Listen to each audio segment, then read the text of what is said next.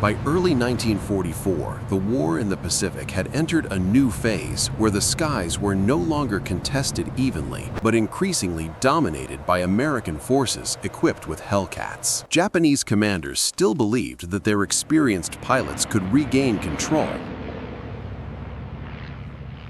but they were now facing a reality where skill alone was no longer enough to survive. The introduction of radar-guided interception gave American forces a major advantage, allowing them to detect incoming Japanese aircraft from long distances and prepare perfectly timed responses. This meant that Japanese pilots were often intercepted before they even saw the enemy, creating a terrifying situation where attacks came without warning. Many survivors described these encounters as fighting an invisible enemy, where Hellcats appeared suddenly from above with perfect positioning and overwhelming speed.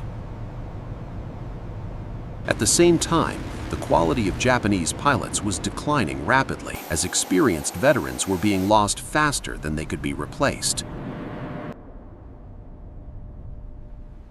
Before the war, Japanese pilots underwent intense training, often accumulating hundreds of flight hours before entering combat. But by 1944, new pilots were being rushed into battle with minimal training, sometimes with only basic flight experience and very little combat preparation. Fuel shortages and resource limitations forced Japan to cut training programs, reducing gunnery practice, formation flying, and advanced combat skills.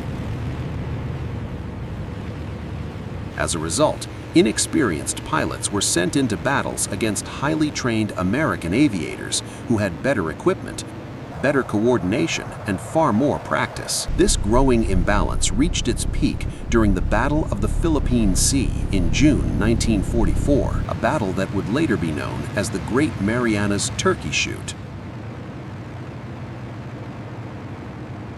Japan launched hundreds of aircraft from their carriers in an attempt to strike the American fleet, hoping to deliver a decisive blow and regain control of the war. However, American radar detected the incoming waves long before they reached their targets, allowing Hellcat pilots to position themselves at ideal altitudes and angles.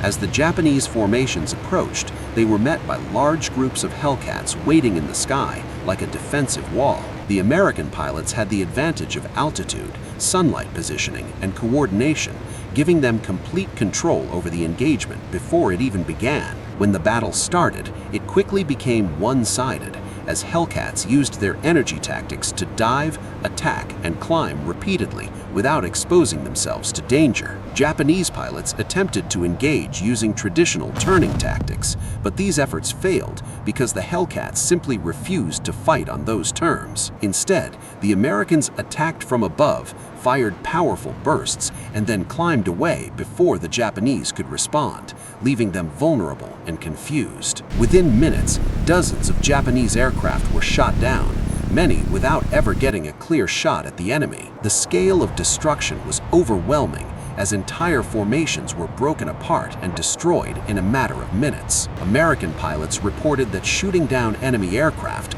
became almost routine, as targets appeared one after another with little resistance. By the end of the day, the Japanese had lost hundreds of aircraft, along with many of their remaining experienced pilots, dealing a devastating blow to their air power. In contrast, American losses were minimal, highlighting the massive gap in effectiveness between the two sides. The battle earned the nickname Turkey Shoot because American pilots compared it to hunting defenseless targets, emphasizing how one-sided the engagement had become. For Japan, this battle marked a turning point, as it destroyed much of their remaining carrier-based air force and left them unable to compete effectively in future engagements.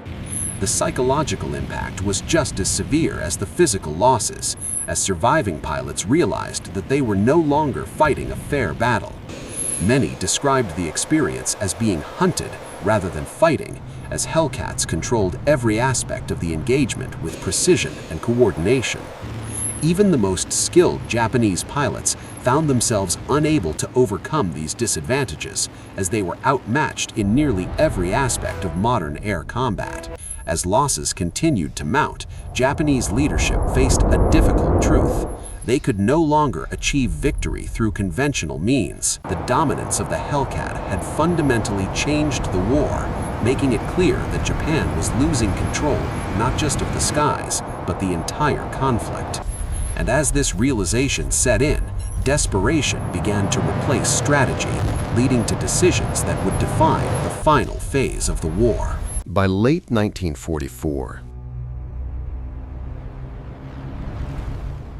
the situation for Japan had become critical, as their air power was no longer capable of defending their fleet or challenging American dominance in the skies. The loss of experienced pilots during previous battles created a severe shortage, forcing Japan to send poorly trained young pilots into combat against highly skilled American aviators. Many of these new pilots had only a fraction of the training their predecessors received, often lacking real combat experience and confidence in their abilities. At the same time, American forces continued to improve their tactics, using radar guidance, coordinated formations, and advanced aircraft like the Hellcat to maintain complete control of the battlefield. Japanese pilots increasingly found themselves intercepted before they reached their targets, unable to avoid engagements or escape once attacked. The gap between the two sides had become so large that even basic survival in combat was becoming unlikely for Japanese aviators. In major operations such as the Battle of Leyte Gulf, this imbalance was clearly visible, as small groups of Hellcats were able to engage and defeat much larger Japanese formations. In one notable engagement, a handful of American fighters intercepted a significantly larger Japanese force and managed to shoot down multiple aircraft without suffering any losses. These encounters demonstrated that the outcome of battles was no longer determined by numbers alone, but by the effectiveness of tactics, coordination, and technology. For Japanese leadership, the situation presented a harsh reality. Conventional air combat was no longer a viable option for achieving success. Faced with this crisis, they turned to a strategy born out of desperation rather than strength, a strategy that would become known as the kamikaze. The idea behind the kamikaze program was simple but devastating, turning aircraft into guided weapons by having pilots deliberately crash into enemy ships.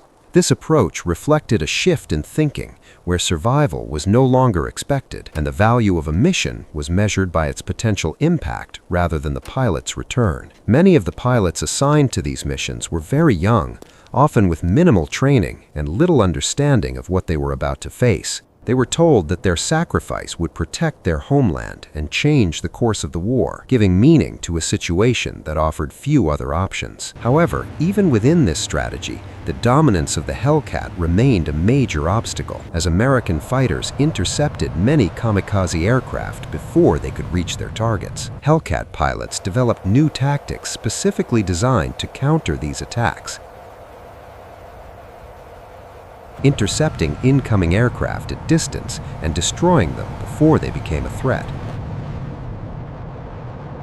In operations such as the Okinawa campaign, this defensive role became critical, as large numbers of kamikaze aircraft were launched in waves against the American fleet. Despite the intensity of these attacks, a significant percentage of kamikaze planes were shot down by Hellcats before they could complete their missions. This further demonstrated the effectiveness of American air superiority, as even desperate measures struggled to overcome the advantages provided by technology and coordination. For Japanese pilots, the psychological impact of this situation was overwhelming, as they faced an enemy that they could neither defeat nor escape from. Some described a sense of inevitability in combat, where encountering Hellcats meant that survival was largely a matter of chance rather than skill. The concept of fighting with honor began to conflict with the reality of modern warfare, where survival required strategies that went against traditional beliefs.